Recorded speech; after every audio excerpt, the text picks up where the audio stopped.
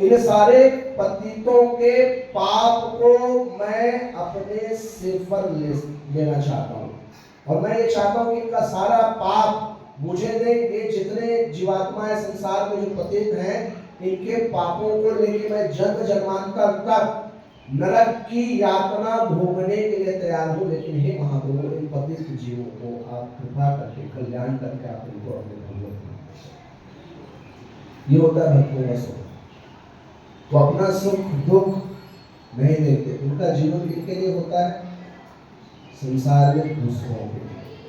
इसलिए कहते हैं कि सताम परम विभूतया, ये दूसरों के जीवन के लिए होता, भक्तों का जीवन। तो महाप्रभु ने जब देखा कि इनके हृदय में सारे पतित आत्माओं के इतना सद्भाव है, ये सारे लोगों के पापों को धारण करके जन्म जन्मांतर तक नरक में रहना चाहता है, महाप्रभु उनकी भक्ति से बहुत खुश हो।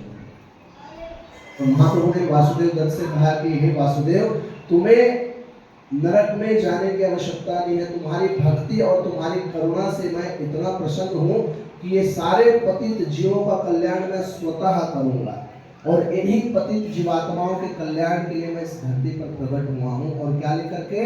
गोलोके रे प्रेम धन हरिनाम संकीर्तन। मैं इस संकीर्तन आंदोलन का प्रवर्तन करूंगा, और प्रत्येक छोटे बड़े ऊंच नीच का भेदभाव किए बिना संसार में मैं सबको समान रूप से क्या करूंगा?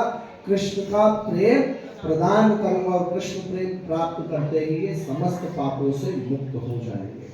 तो इस प्रकार से हमें चैतन्य चरितामृत में वासुदेव दत्त और चैतन्य महाप्रभु का सम्मान मिलता है। विशद प्रार्थना वासुदेव दत्त ने महाप्रभु के चरणों में किए हैं।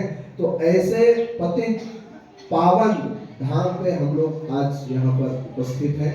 हम सब भी इनकी शिक्षाओं से, इनके जीवन के आदर्श से सीखना चाहिए कि हमारा जीवन भी कैसे होना चाहिए। कम से कम हम औरों का ना सही, लेकिन स्वयं के जीवन के कल्याण हेतु हमें क्या करना चाहिए? भगवान के चरण कमलों का आश्रय ग्रहण करके उनकी चरण चाप की सेवा में लगने का प्रयास करना चाहिए।